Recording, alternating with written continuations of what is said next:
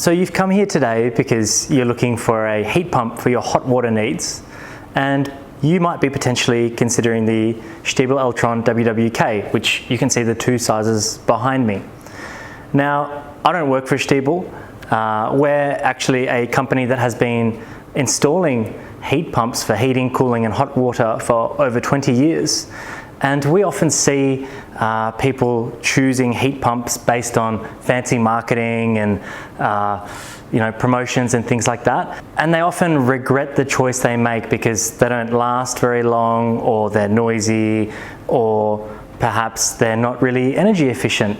And so they are pretty unhappy and disgruntled with their purchase, where they were trying to do the right thing, but because they made a poor selection based on the information that was given to them, they're unhappy, unfortunately. So the purpose of this video today is to explain what to look for when selecting a hot water heat pump, and we'll talk about whether the Stiebel Eltron unit actually satisfies any of these and whether it is a good option for you.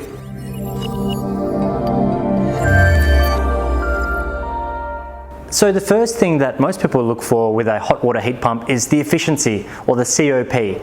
And that makes sense, right? Because that's one of the reasons you're buying the unit. You're either replacing your gas appliance or your electric appliance, and you're trying to become more efficient. Maybe you're electrifying your house. So efficiency is important. And the trouble is that different manufacturers and different retailers and sellers of heat pumps publish the efficiency based on different data. So someone might publish their COP or efficiency data based on, let's say, 25-degree air temperature and 45-degree water. And it's quite easy for a heat pump to produce heat with those conditions, because 25-degree air, that's quite warm. It's, there's heaps of heat to harvest or suck out of the air there. And 45-degree water, that's, for hot water storage, that's pretty tepid.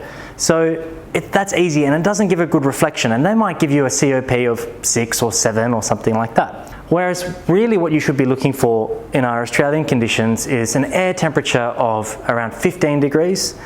And the reason is because that reflects a pretty good average for winter and summer for most locations around Australia.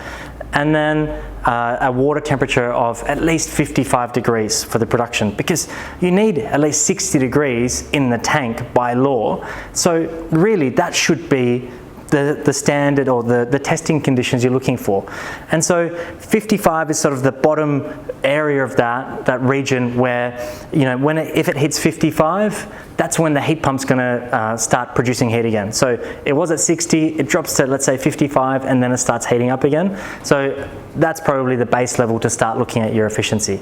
Now, the Stiebel Eltron heat pump has 2 efficiencies depending on the model size. And the reason for that is they're actually the same heat pump or compressor unit on top. The only thing that varies is the tank below. And so because there's a bigger tank, the way the COP and the efficiencies are calculated, the larger unit is actually penalized a bit.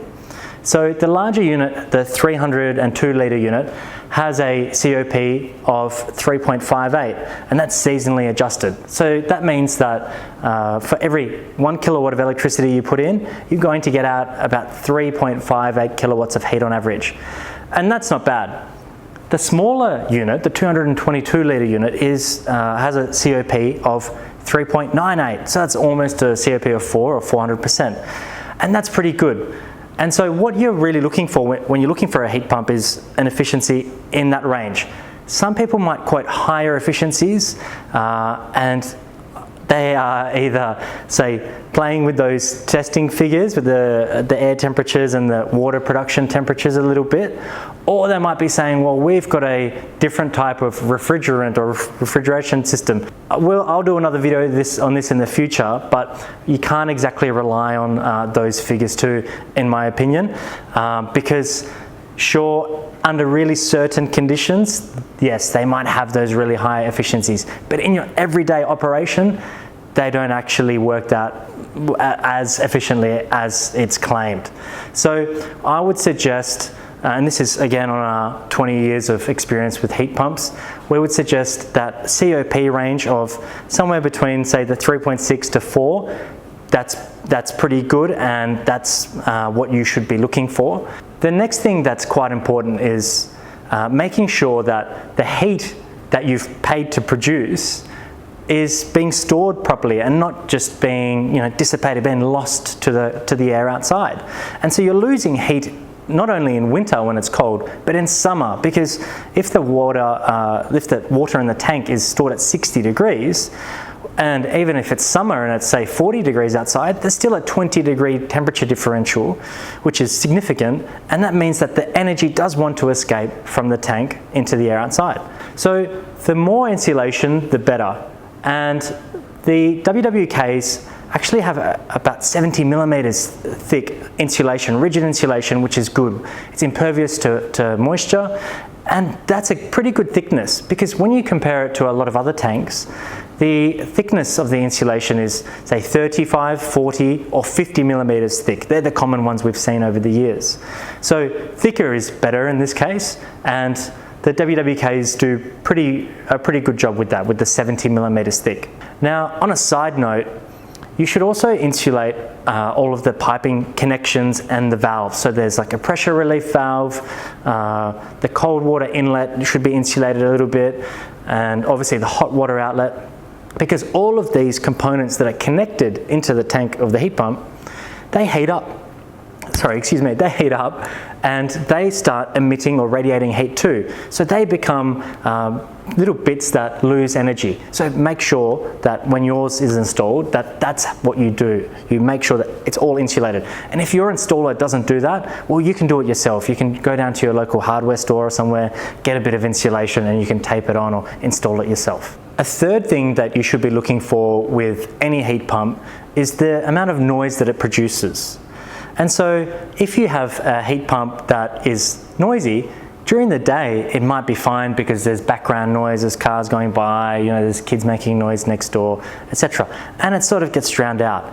That's fine. But at night, when everyone's trying to sleep, and if it starts turning on and off and working away, then it can wake you up, it can wake the neighbors up, and there can be problems. So definitely make sure that the noise level is below 50 decibels. And when you look at the manufacturer's stated or published results of noise data, it should be verified, so tested somewhere by a third party.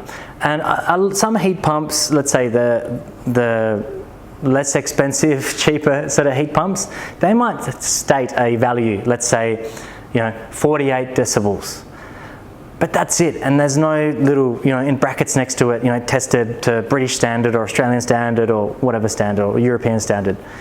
And that means that someone's just maybe in the factory, they might have just got their phone out and an app and said, yep, okay, it's 48.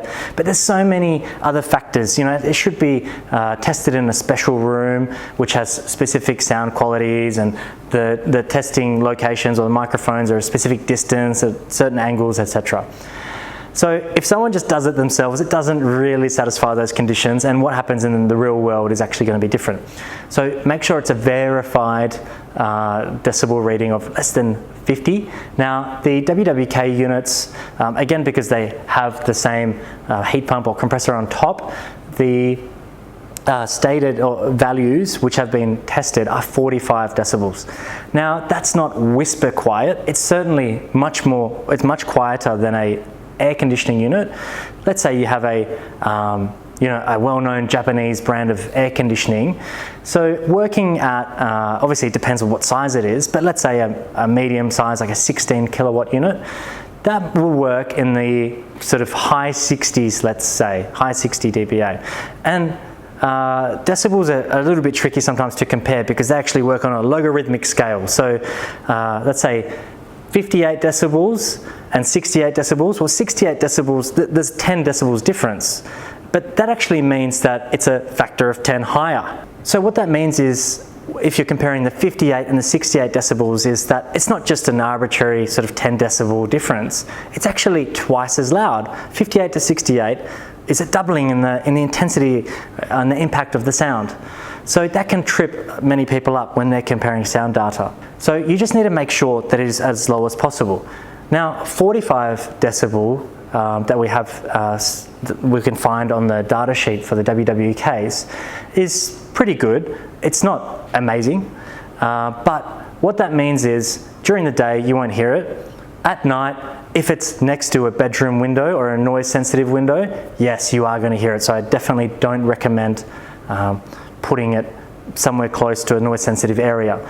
But if you put it near your laundry or your bathroom, which are usually the best places to put it, or near your kitchen, it's going to be fine and you won't hear it. I actually have one of these units at home myself, and when we're inside the house, we can't hear it. It's next to our laundry. But if we go outside and we're within a few meters of it, you can hear it working. And it sort of just sounds like if there was a decent sized fridge humming away, working away, doing its job. These are the main things that you should look for with heat pumps, and I've talked about how Stiebel performs in those areas, but now I'm going to give you a few extra pros and cons of the WWKs. So what I'm going to do is start with the con, and from our experience, there's only one main con. I personally don't think it's a con, but a lot of customers do. And it's because of what we've come to expect in our digital age. So this model of WWK, which has actually been around for a long time, it's tried and tested in the Australian conditions, and it does a great job. We have customers that have had them for over 10 years and they're still working away happily, and this is in coastal location where it gets a bit of a beating from the salt and the elements, and it's still performing really well. But the downside is, from many customers' point of view, is that it doesn't have an app on your phone. And a lot of customers like that feeling of being able to check in and see what the hot water system is doing, and perhaps set a timer on there, only work between this time and this time.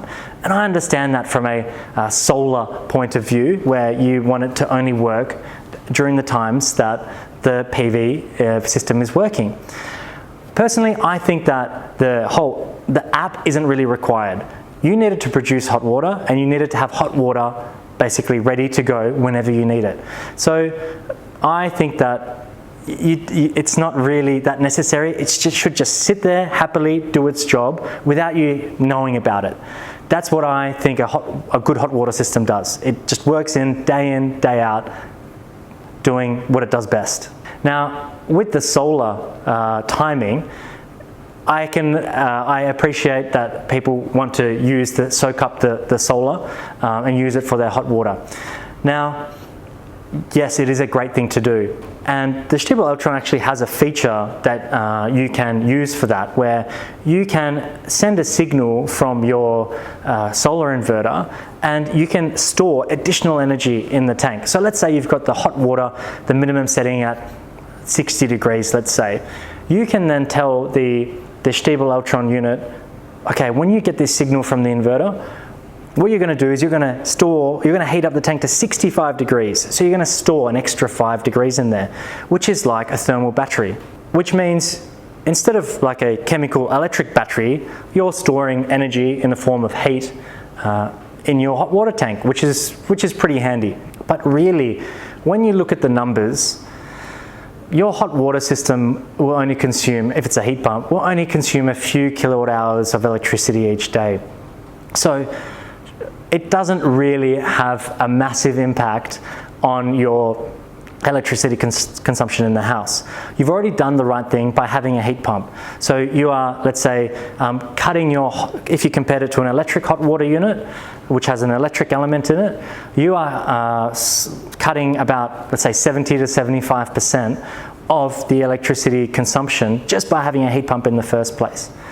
And so that means that the dollar impact for you for running this every day of the year is quite minimal. So I would say if it's easy for you to, say, have a heat pump with a timer, fantastic. If you don't have that option, I wouldn't stress about it. So now I'm going to go over a few of the pros of the WWKs. And I accidentally already started telling you about one of them before, which is the capacity or the capability to have two set points where you might set it at 60 degrees all year round and then have a second set point when it gets that signal from the solar PV system to overheat the tank, say, by another 5 degrees and store extra hot water. So that's a pretty cool system.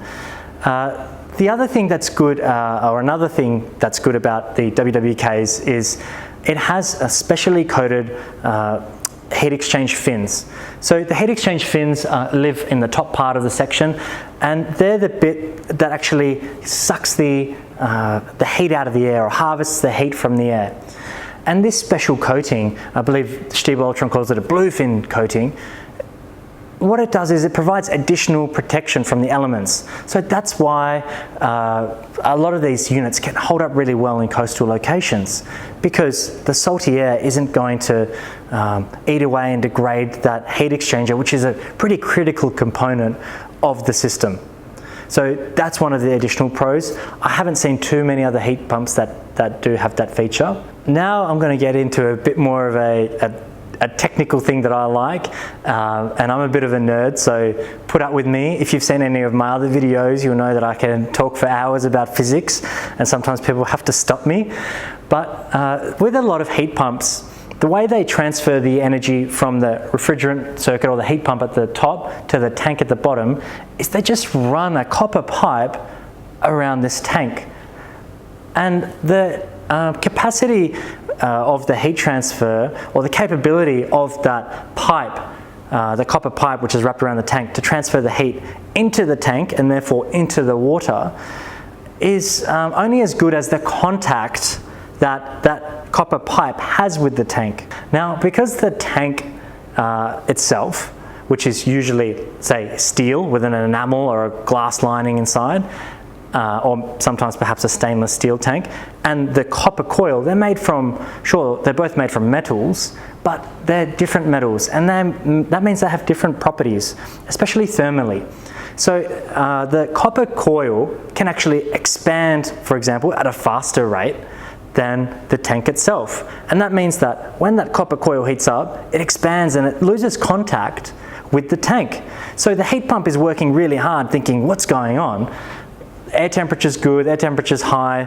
I'm sending out whatever 70 degree, let's say, refrigerant in through this copper coil, but the tank is heating up really slowly, and I can only get it to 50 degrees or something like that. And the reason is that basically that copper coil is expanding faster than the tank when they're both heating up, and so therefore it's not touching the tank and it can't pass the energy through. And so that can be a big problem. Maybe not initially when you first get the heat pump, but it gets worse and worse over time. And that means that your heat pump isn't going to perform. Everything on the outside looks good. A technician might come and have a look and say, yeah, everything's fine. It looks perfect. It's humming away normally. All the pressures are normal, etc. But it's actually not it can't transfer that heat. And so that's a bit of a not talked about and an unknown thing with these heat pumps openly. The Stiebel Eltrons actually have I'm trying to remember what the word is that they have. It's called they call it a roll bond condenser. And what it is it's actually a sheet with all these micro tubes going through it, like capillary tubes almost, and that's wrapped around the tank. And then there's a spring that holds both sides of that sort of sheet with the capillary tubes together. And what that means is that whatever the tank is doing, the sheet, because of the springs, can adjust to the tank, and it's always in great contact with the tank. So you don't have that common issue that a lot of other heat pumps have. And unfortunately, a lot of other heat pumps come from a couple, let's say 2 main factories in China. So they have different branding. They might look slightly different in appearance, but inside they're all the same. And they're usually the sort of the cheaper, the bottom tier heat pumps. And sure, they are okay. You hear some great stories that people have them for many years and they're awesome and they were cheap to buy. But then you also hear a lot of nightmare stories where, people have it for 4 months, 6 months, maybe even 2 years, and then it dies on them. It stops working, maybe for that reason that we just talked about. And I feel really bad for these people, because what's happened is they've used up their government rebate on this sort of cheaper unit, and then when they want to go and buy another unit, there isn't a second rebate available to them, so they have to pay full price for either another cheap unit, or if they choose to go for a better quality unit. So they're paying not only twice, but maybe almost 3 times, like if you add up all the money and do the quick math. So I would suggest to you to do some really proper research. There are a lot of Facebook groups and communities out there which do discuss this. I do follow them, and I know that in those groups there are some people in there that actually work for some of the manufacturers or distributors, and obviously they talk up their heat pump and they rubbish other heat pumps. There's a lot of people in there that mean well, but they don't actually, say, particularly understand the technology. So you have to take everything with a grain of salt there. But I think you can get a general sort of understanding of which heat pumps are good and which aren't there. But look, as I mentioned before, myself have one of these at home. We test all sorts of heat pumps. I've had this one at my house for a year, and look, it's performed flawlessly. There was actually a problem when it was delivered. The delivery company dropped it on the on the driveway, and so it fell over, dunk. Anyway, the box looked okay, it got picked up, but then the next day when it was installed, obviously it was unpackaged, and there was superficial damage to the casing. There was a big dent. It sort of looked all out of line. So another one got sent out that day, and then the day after that, another heat pump was installed successfully, and it's been working well ever since. Because there's 2 units behind me, you might be thinking, well, what size unit do I need for my house? So let's talk about that quickly. Now, the common tendency is to oversize the unit, pick the biggest unit, because that way, we're playing it safe. We're always going to have hot water, no stress, all good. But you might remember from a little bit earlier where I was saying that the COP is actually a little bit less for the bigger tank than the smaller tank. And, there's a few reasons behind that. And while, sure, you can play it safe and oversize, I wouldn't be scared of trying to select the right unit for your house. So what is the right size for me? Well, that can be a little bit tricky, right? Because it depends on how much water you use in your house. How often are people showering? Are they long showers, short showers? Are they really hot showers, or are they cooler showers? Say, for me personally, I know it's naughty, but I have long showers, but they're cool, they're not very warm. Whereas my partner, she has short showers, but steaming hot, right? And we have the 222 litre version at home. Now, when we have people come and stay, we have never run out of hot water, and it's because, I did a bit of an analysis on how much hot water we use in our house, and I was confident that that particular unit would be okay.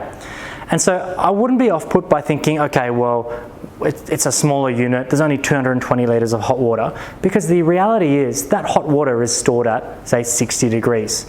And when you open your tap, you're not usually using 60 degrees. You're using somewhere, let's say, in around 38, 40, 42 degrees perhaps.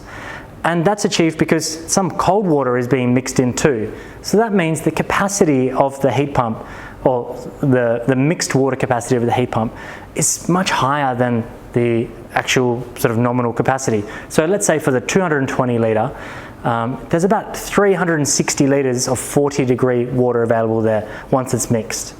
With the 302 litre model, there's 540 litres of usable water when it's mixed.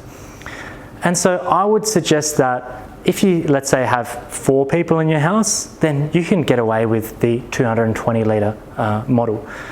If you have more than 4 people, let's say you've got 6 people in your household, well, yeah, I'd go for the 302 litre model. And even if you do, let's say, make a calculation error, which we all do sometimes, the Stiebel Eltron WWKs have the option of including the smart element. And that's just a booster element or an emergency element. So that means that we can program it, or you can program it, so that if it can't keep up with making hot water, this element will engage and it will help make hot water.